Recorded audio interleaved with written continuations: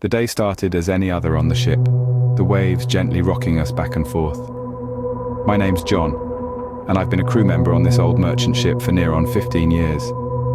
It's a tough job, long hours and all, but there's something about life on the open sea that gets into your blood, you know? Every day's pretty much the same. Up with the dawn, quick breakfast, then it's all hands on deck.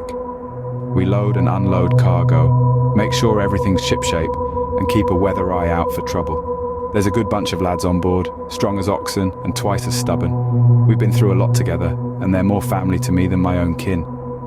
But things changed a bit a few months back. We got a new crew member, a young woman named Emily. Now, it's not common to have a woman on a merchant ship, but she was tough as nails and eager to prove herself.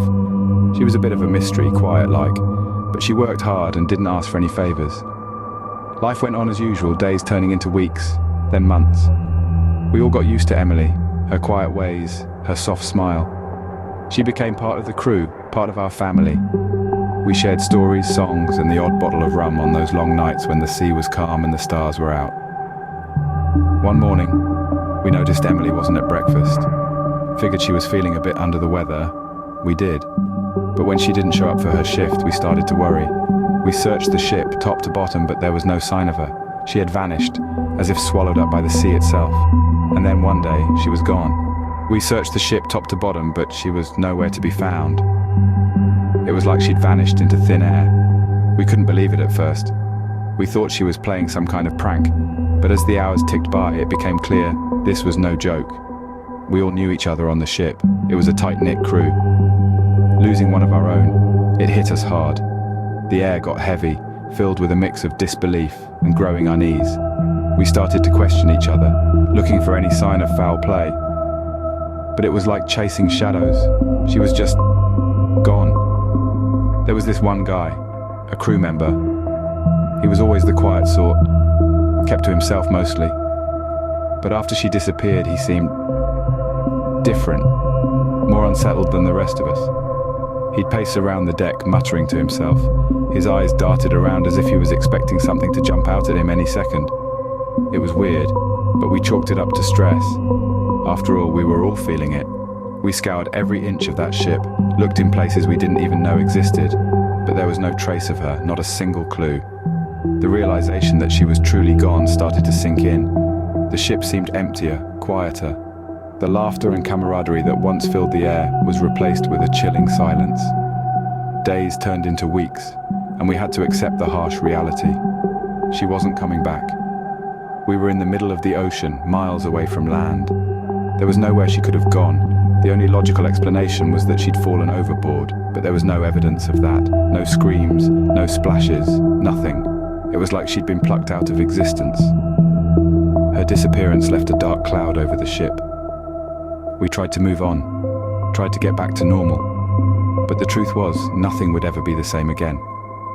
We had no idea of the horror that was yet to come. The police arrived a few days later, their presence a stark contrast to our usual isolation. The ship, once a sanctuary of solitude in the vast ocean, was now a crime scene. The sight of uniforms and stern faces filled the air with an unsettling tension that was impossible to shake off. They started their investigation, digging through our lives like seagulls hunting for scraps. We were questioned one by one, our regular routines disturbed by their relentless probing. It felt strange to be under suspicion on our own ship. We were just simple seamen, unacquainted with such grim scenarios.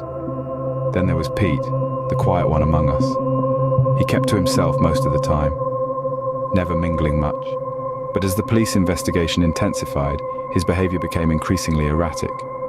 He was agitated, pacing the deck at odd hours, his eyes darting around nervously. It was like he was a different person, a shadow of his former self.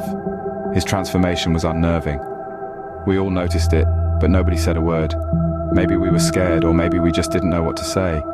The ship was our home, our refuge, and it was being violated, its peace broken by the harsh reality of the investigation.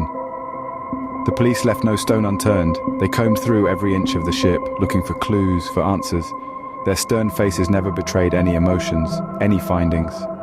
It was like they were a part of a different world, a world we didn't belong to. The tension on the ship grew with each passing day.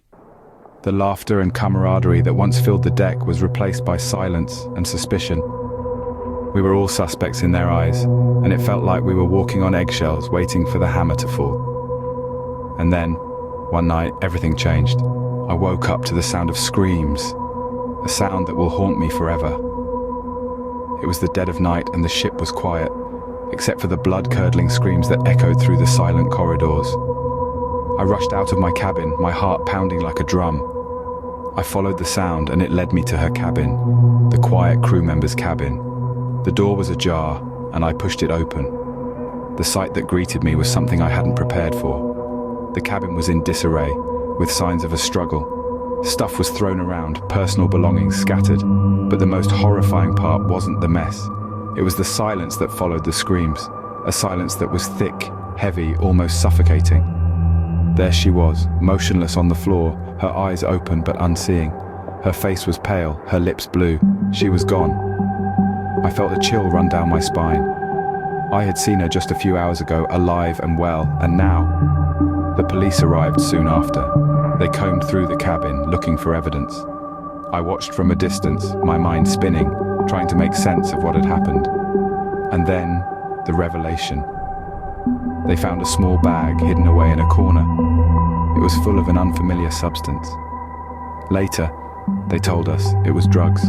The quiet crew member, the one who kept to herself, the one we thought was innocent, she had been involved with drugs.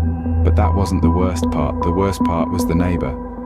The one who was always cheerful, always ready with a smile.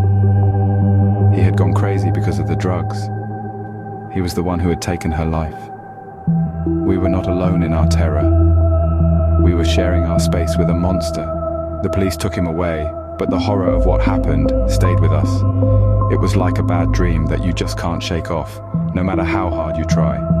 The ship, once a place of camaraderie and laughter, had become a floating reminder of what we'd lost. The crew was never the same after that. We were a band of brothers, but now we were just a group of men, each carrying his own fear and sadness.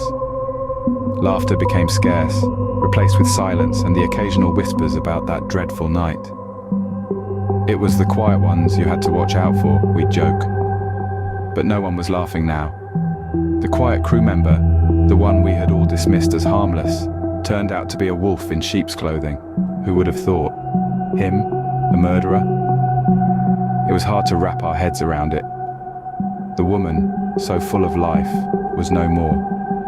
And it was not some supernatural force that had taken her away. It was one of our own, a man who had lived and worked with us, shared meals and even jokes. It was a chilling reminder of the darkness that can hide behind the most ordinary faces. The police said it was drugs, that he had gone crazy because of them. But what could drive a man to such brutality? We couldn't comprehend it. And maybe we didn't want to. In the months that followed, each one of us dealt with the aftermath in our own way. Some of us left, unable to bear the memories that the ship held. Others stayed, driven by a sense of duty or perhaps the lack of anywhere else to go. We thought we were safe on our ship, away from the horrors of the world. But we were wrong. The horror was with us all along. Life on the ship was never the same again, and neither were we. We were marked, bound together by a tragedy that we could never forget, even if we tried. The sea, once a place of freedom and adventure, had become our haunted job.